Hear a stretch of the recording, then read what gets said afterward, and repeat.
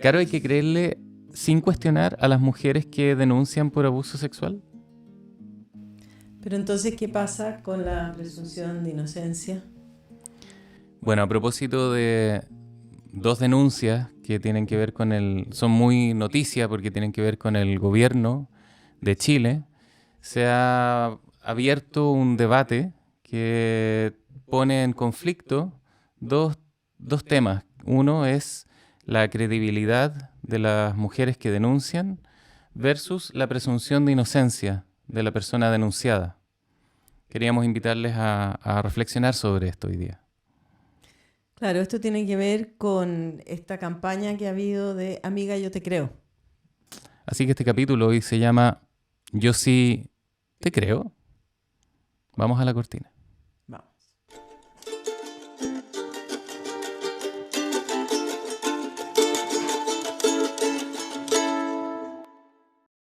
La persona nunca es el problema. Un podcast de Pranas.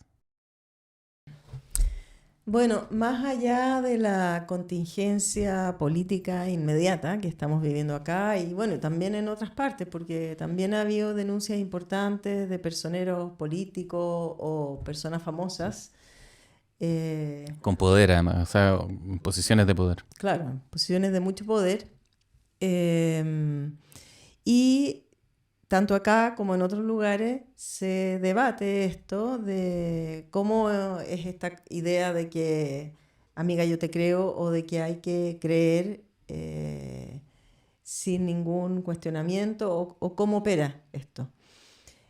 A nosotros nos interesa mucho hablar de este tema porque sabemos, a partir del trabajo que hacemos con personas que han vivido abuso, lo que implica o lo que puede llegar a implicar el hacer una denuncia o imaginarse haciendo una denuncia de abuso, y es acerca de eso lo que queremos conversar hoy día O sea, y sobre todo por nuestra experiencia directa en el trabajo.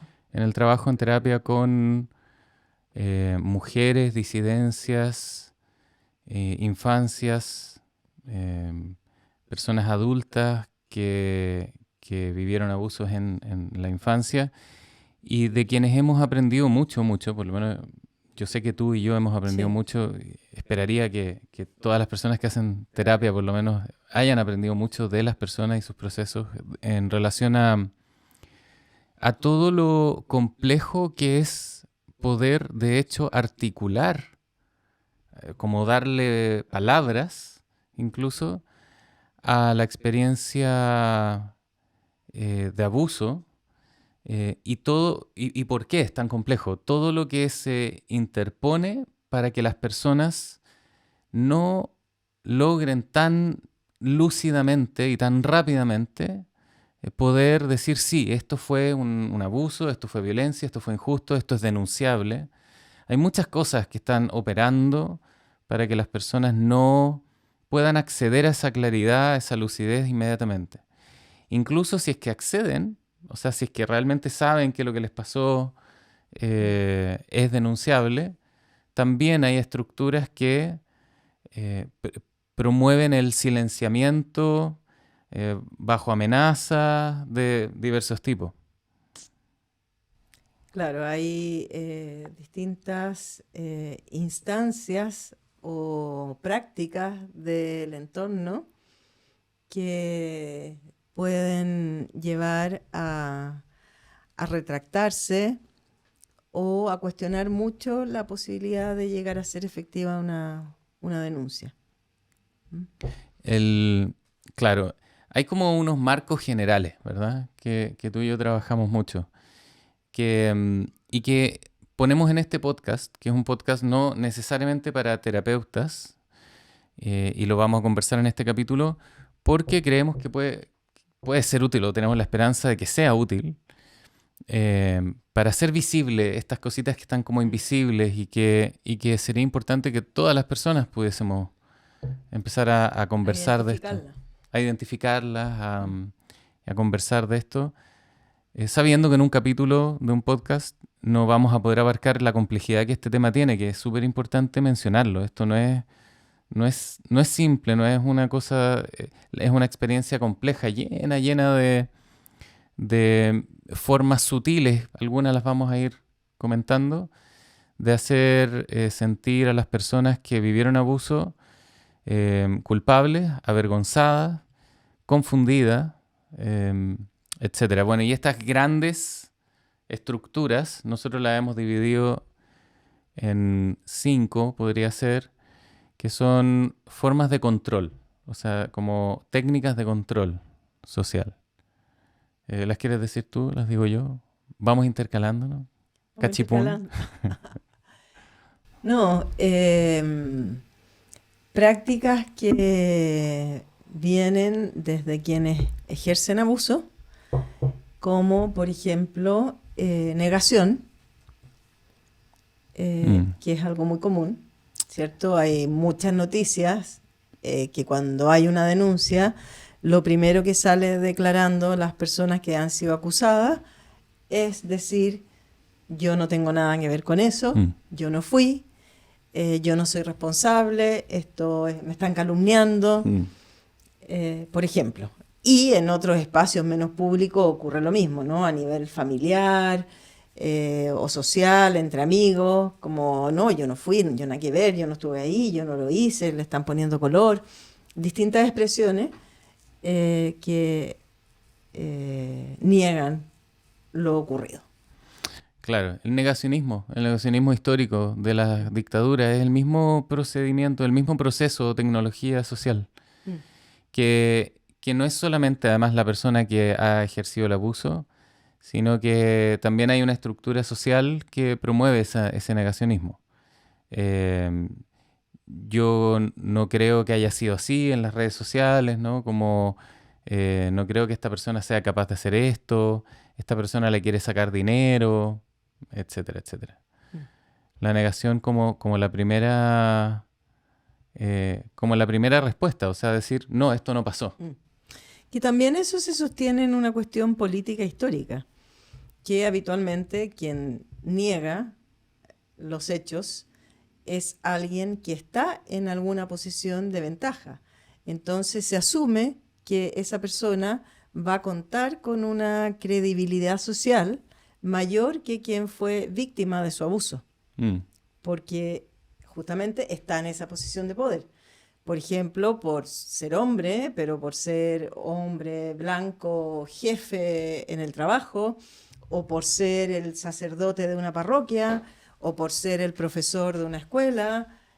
O sea, está en una posición de ventaja y cuenta con una cierta confianza en que su palabra va a tener mayor peso a priori que la palabra de quien fue víctima del abuso. Entonces, aprovecha esa situación y lo primero que lanza o de lo primero que se agarra es eso, ¿no? De tener, es como, es tu palabra contra la mía y yo aquí soy más poderoso.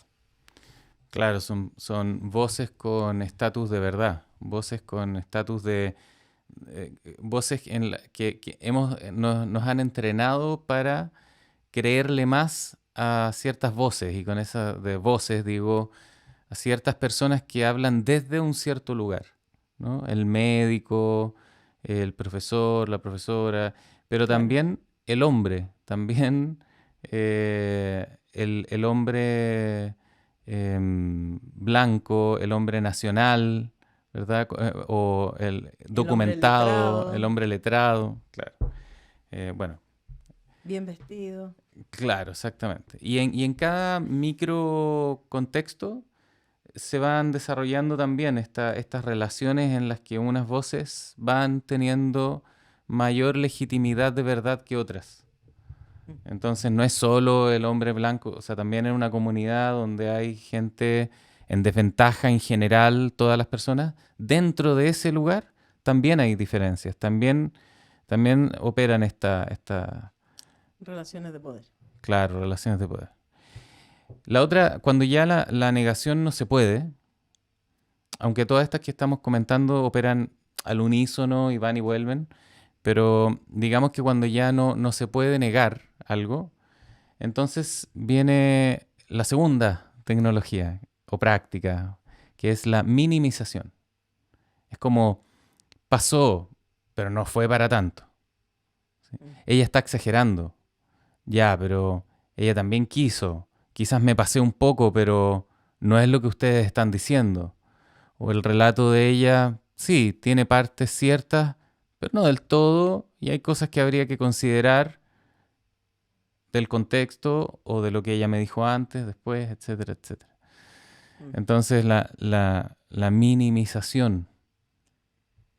Que es una forma también de ir como descalificando el pronunciamiento de quien vivió esa experiencia del abuso. ¿Mm? Y quizás desde ya es importante como explicar o nombrar que esto no solamente lo hacen las personas que abusan o, digamos, las personas que aliadas de esto, ¿no? Sino que estas formas, tecnologías, le llamamos nosotros como formas de producción de verdades, de saberes, que le dan validez a un discurso u a otro, o a una voz u a otra, no es, también reclutan, también hacen que las personas que vivieron los abusos se lo- organicen su experiencia, organicen su entendimiento, su comprensión de lo que pasó a través de estas mismas tecnologías. Entonces, tanto la negación, como, no, si no pasó nada, no, sí, o no fue para tanto, no, sí, pero es buen marido, sí, pero también es buen papá, no, sí, pero no es siempre. Minimización, negación, minimización. O sea, son cuestiones que no operan solo desde las voces de quienes ejercen el abuso, sino que también están operando a través, es el patriarcado operando a través de como que secuestran la posibilidad a las personas que vivieron el abuso de poder narrar en términos propios y desde la justicia los hechos. Y entonces todo esto es bien complejo. Ojalá vaya sirviendo lo Claro, que vamos contando. porque como hay muchas situaciones abusivas que han estado naturalizadas históricamente, el querer hacerlas visibles, muchas veces a las personas que lo han vivido, vienen las dudas, el cuestionamiento de ¿seré yo la que estoy exagerando? ¿No me habré confundido? Porque tenemos internalizado que ciertas cosas son naturales, son así, así Mm, es la vida, mm, así son los hombres, así son las relaciones. mm, Entonces, tener como la confianza en la propia evaluación que uno está haciendo de esa experiencia vivida y que la está identificando como una experiencia que no está bien, que podría llamarse abuso, eh, no es tan fácil, justamente porque hemos sido socializados en comprensiones en donde estas prácticas han sido históricamente normalizadas. mm. Entonces, es otra dificultad más, ¿Quieres decir la tercera? ¿no? Que es la justificación. Aquí ya se empiezan a mezclar, porque la justificación, los voy a nombrar nomás para no ir una a una Mm, como si fuera esto una clase. sí. La justificación, después la culpabilización, que en todo caso todas estas anteriores, la negación, la minimización y la justificación, también alimentan la La culpa. culpabilización y Mm, alimentan el avergonzamiento. Y todo esto está en función, a su vez, del silenciamiento, de silenciar las denuncias, de que las denuncias no ocurran, ¿no? Y entonces por eso les llamamos tecnologías de control, porque de alguna mm. forma están ejerciendo un control sobre qué discursos van a poder eh, ser dichos, Visibilizarse. visibilizarse y cuáles no. Mm. Y en esto eh, queremos invitarles a comentar, ojalá, de aquí abajito, como experiencias que ustedes saben o que han tenido. O quizás que uno mismo ha hecho, porque nadie está por fuera de esto, ¿no? Ni tú, ni yo, ni nadie de quienes estén escuchando estamos por fuera de estas tecnologías de control, ¿no? De una u otra forma. Muchas veces estamos reclutados en esto no para abusar, pero sí para sostener una cultura y sin darnos cuenta lo reproducimos, lo hacemos y hacemos que exista esto. Entonces, por ejemplo, la amiga que dice, ya, pero yo te dije que no fueras a esa fiesta, si sabéis cómo son estos hueones, ¿sí? Claro, hay Y es mucho... amiga, es una buena amiga. Sí, claro, y es con buena intención Mm, y todo eso. Eh, hay muchos dispositivos de control, diría yo, que están como instalados y que están permanentemente operando en ese sentido, ¿no? De generar el aislamiento de las personas, el silenciamiento, porque son las tecnologías con las que cuenta este sistema patriarcal para sostenerse en el tiempo, ¿no? mm, Y reproducirse y seguir ahí, ¿no? Y nos interesa poder abordar estas tecnologías que acabamos de nombrar, para hacer visible y relevar las tremendas dificultades que las mujeres y disidencias y, bueno, niñeces han tenido, hemos tenido a lo largo de cientos de años, para que estas denuncias puedan llegar a la luz, para que puedan producirse siquiera, para que puedan al menos, incluso diría, imaginarse como posible.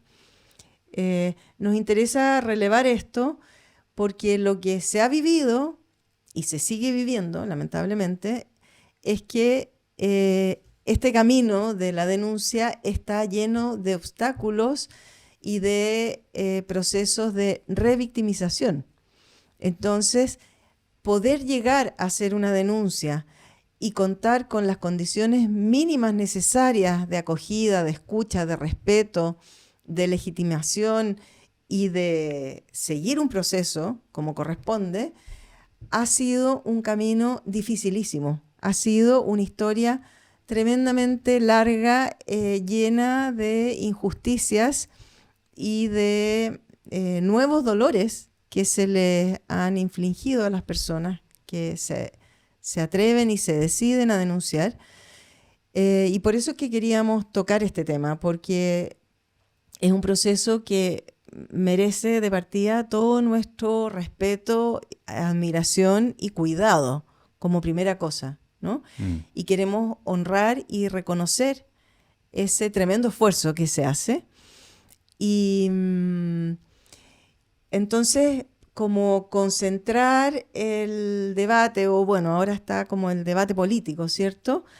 Pero nos interesa poner el ojo en las personas que están viviendo ese proceso y cómo podemos acompañar y cuidar, porque es un trabajo enorme el que están haciendo.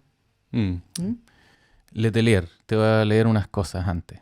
¿Ya? Porque para dar un poco más de ejemplos, sacamos de una noticia random de el Mago Valdivia, ¿sí? Que es un futbolista chileno, que también está ahora Es uno de los denunciados. claro, está en un proceso por denuncias de abuso sexual.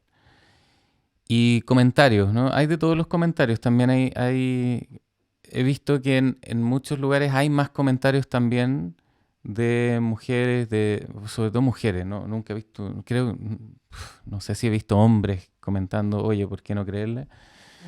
Pero bueno, quiero leer uno de una mujer que comenta en una de las noticias en Instagram. Dice, si a mí me habla Valdivia, el futbolista, con ese currículum que tiene, yo ya sé a lo que voy.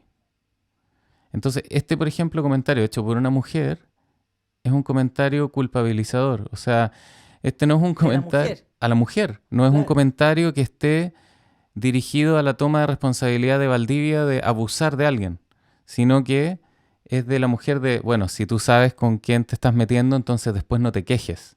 Como, bueno, comentario del siglo antepasado, 2024, noviembre. Qué mal, por favor, este también es una mujer. Qué mal, por favor, ya dejen de hablar de víctimas si son mujeres adultas y también tienen responsabilidad. Nuevamente el foco, yo no estoy criticando a estas mujeres, estoy con esto y traje dos de mujeres porque eso es como lo más peligroso, ¿no? Como entender que estamos todas, todos y todes permeables a estos discursos. Entonces es como desarrollar las habilidades para empezar a ver, mi comentario, mi opinión, ¿está responsabilizando a la persona que ejerció el abuso o a la que lo vivió, a la que lo resistió, sobrevivió a la víctima? Entonces, esa es una pregunta fundamental. Después, bueno, ya vienen un montón de hombres, Valdivia, yo te creo, Mago no hizo nada malo, hizo lo que tenía que hacer, montajes y más montajes. Yo creo que es inocente, todo esto es muy raro. Las minas, las mujeres, abusan de las denuncias, vamos a hablar de eso, y no se hacen responsables de las acciones que cometen. Lo mismo con Monsalve, que es el personero de gobierno, ex personero de gobierno que está acusado. Eh, ¿Qué hacía ella un domingo con un supuesto acosador tomándose un pisco sour? A mí me parece sospechoso, dice este. Bueno, esto es lo que... Bueno, hay más, traje más, pero esto es lo que estamos nombrando como... Bueno, yo lo nombro en particular, le puse un nombre, pero no es nada nuevo. El protocolo patriarcal del silenciamiento, que opera implícitamente como en silencio, que está operando en el imaginario de las personas incluso. O sea, cuando una persona que vive un abuso quiere denunciar o está preguntándose, ¿viví un abuso o no viví un abuso? Bueno, este es el contexto que recluta la imaginación. Y cuando digo la imaginación no estoy hablando de algo que no es, sino que de nuestra capacidad de construir el mundo, de imaginarse si hago esto, ¿qué va a pasar? O, Escenarios posibles. por ejemplo, entonces, eh, este es el contexto, es un contexto en el que está el cuestionamiento, el no creer es la base, el no te creo es la base de las denuncias de mujeres y disidencias en relación a acosos y abusos sexualizados. Exacto.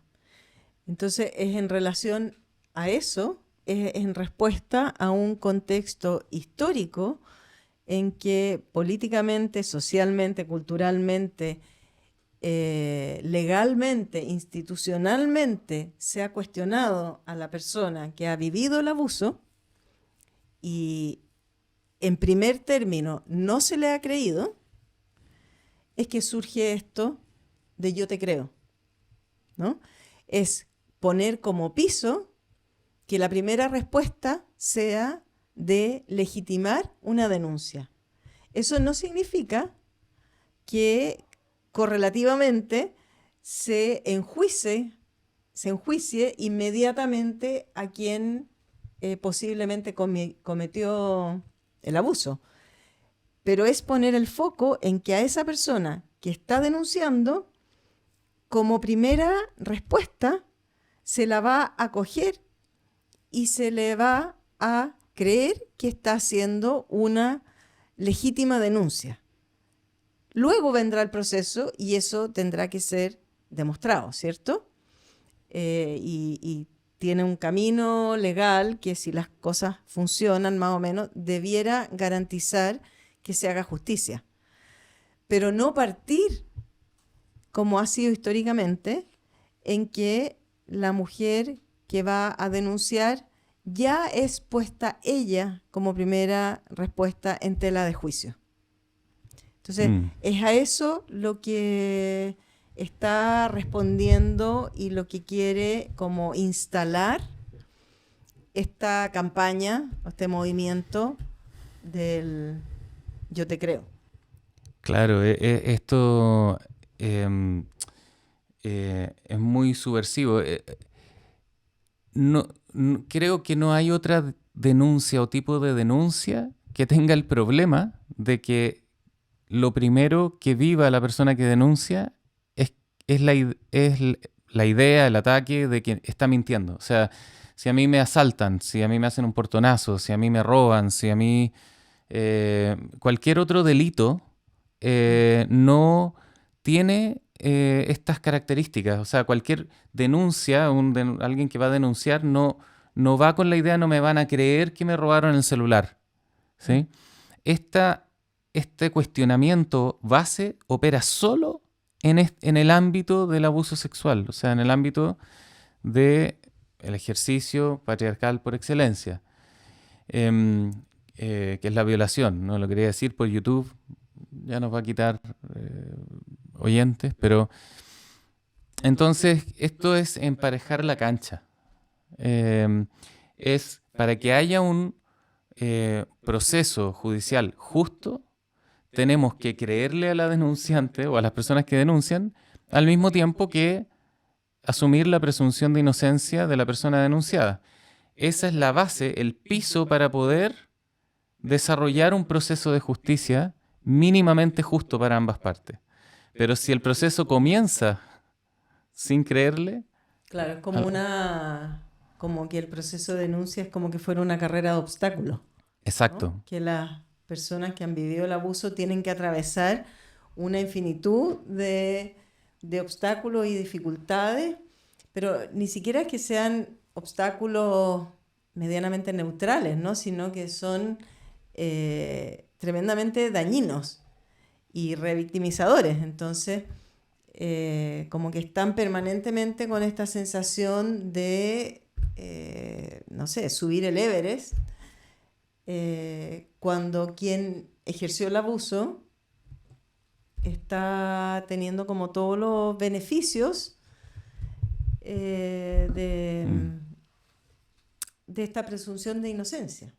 Claro, es un trabajo previo que hay que hacer. Entonces, y esto no es inocente, o sea, es lo que decíamos al comienzo, estas tecnologías y así, ese lenguaje más técnico, pero esto no es inocente porque todas estas complicaciones juegan a favor de que no se hagan denuncias o que las mujeres y las disidencias o las personas que han vivido abuso también en la infancia, por ejemplo,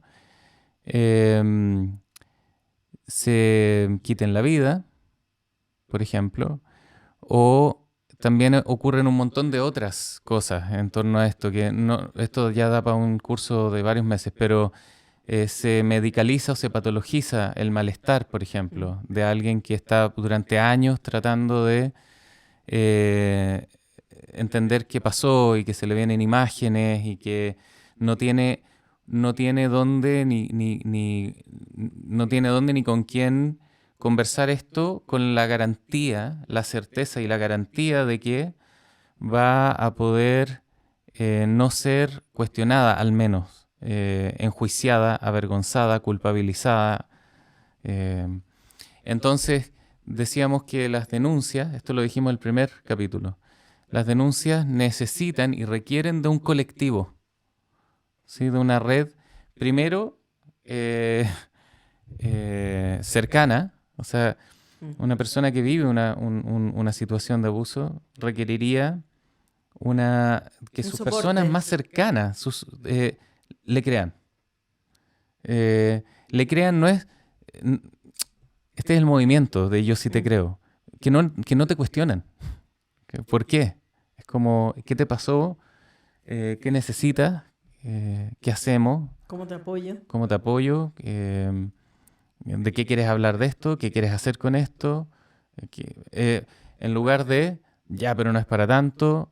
O quédate callada porque si no se va a destruir la familia. Por ejemplo. Etcétera, ¿no? ¿Cómo vamos a denunciar a esta persona que es tan importante y poderosa? Claro. Y después vienen todo el sistema formal que recibe estas denuncias, que también necesitaría responder de formas justas, digamos, o sea, creyéndole a las personas que vivieron el abuso.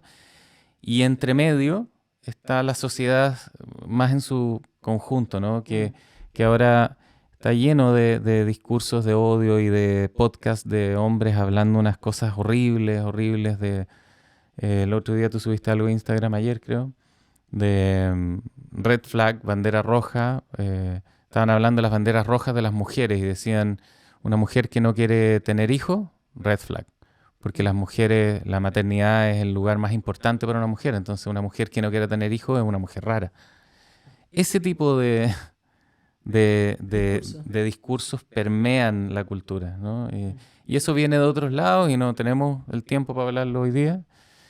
Pero sí queríamos dar un dato a propósito de este comentario de que las mujeres ocupan más las denuncias o que hay denuncias falsas. ¿Lo quieres dar tú? No, yo no. ¿Tú lo Bueno, tienes ahí? es que lo estuvimos conversando porque buscamos mucho y hay hay varios porcentajes. Uno es un 10%, Con anteojos lo veo. otro es un 2%, y el otro es un 0,02%, otro un 0,01%, depende de dónde se hizo el estudio. Pero pongamos el ejemplo solamente de que sea un 10% de denuncia falsa. Pensando solo en que si el 10% de las denuncias son falsas, que son muchas menos, no se sustenta ningún argumento que trate de negar o de justificar las mujeres mienten Claro. en base a las denuncias falsas, porque no dan los números. No dan los números. Exacto. O sea, sigue siendo mayoritariamente real y siguen siendo hombres mayoritariamente quienes han ejercido el abuso. Bueno, como se ha dicho mucho, no son todos los hombres, Not all men, pero todos son hombres. claro. En este tipo de abuso, ¿verdad? Y la última cosa respecto del porcentaje, que es que este discurso del no te creo, el no te creo, que es el discurso dominante en realidad, el yo sí te creo no es un discurso dominante, es una respuesta, un movimiento que está recién surgiendo. El discurso dominante, la base de todo esto es no te creo, por eso estamos hablando de eso. Se agarra de este 2% para justificar su discurso, pero no surge de ese 2%, sino que lo ocupa como una justificación más, pero la construcción del discurso de no te creo es algo mucho más profundo del sistema patriarcal en el que vivimos. Y de hecho es un proceso en realidad, ¿no? O sea, recién se está como trabajando para la construcción de esas condiciones que permitan que las denuncias puedan hacerse de manera cuidadosa, respetuosa, y que más bien todas las personas tengamos la certeza de que existe un sistema en donde vamos a ser escuchadas, donde vamos a ser acogidas, en vez de tener esta sensación de que el sistema que me debería acoger es un sistema amenazante, ¿no? Y que me va a cuestionar a mí más que a al posible abusador.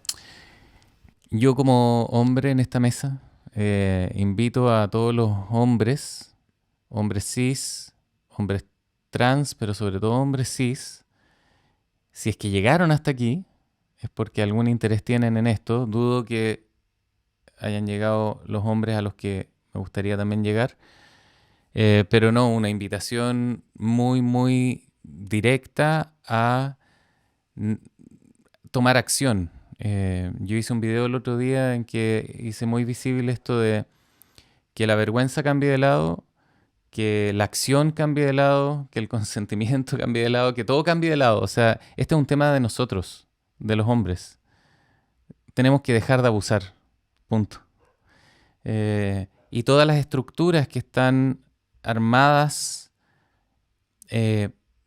por hombres, históricamente hablando, aunque hayan mujeres ahí, pero que actúan de formas masculinas, digamos, en términos del poder, nosotros tenemos que romper desde adentro esto. No hay otra forma. Ustedes están tratando de apagar los incendios. Nosotros tenemos que dejar de provocarlos. Así que O estén... sea, estamos mucho más que Sí, apagar están los mucho más que incendios. eso. Pero sí, si los hombres nos involucran directamente y activamente, no solo como espectadores Sí, pasivos, eh, esto no va a cambiar con la urgencia que se requiere porque, bueno, ya lo hemos hablado, mm. el abuso sigue y crece. Claro, todo el movimiento feminista ha hecho mucho más que apagar incendios. Estoy de acuerdo con eso. Por favor. A lo que, sí, claro, a lo que yo me refiero es que no tendría que existir el movimiento feminista, ¿me entiendes? O sea, lamentablemente tiene que existir porque hay una estructura que construye inequidad, abuso, opresión, y quienes estamos viéndonos beneficiados por esa estructura, necesitamos dejar de producirla y de producir otras cosas.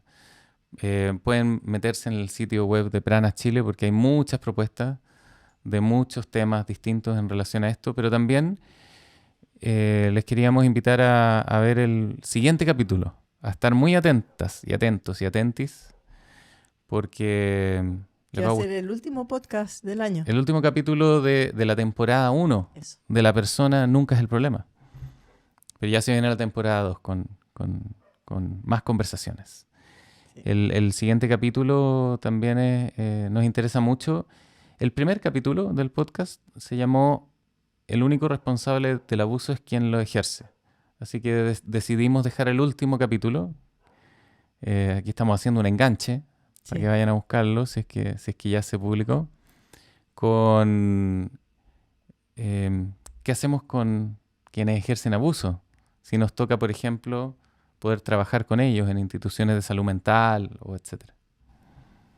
Sí, así que esperamos encontrarnos ahí nuevamente. Nos vemos. Gracias, Caro. Gracias, Rigo. Gracias. Gracias, gente, por mirar y escuchar y comentar. La persona nunca es el problema. Un podcast de Pranas.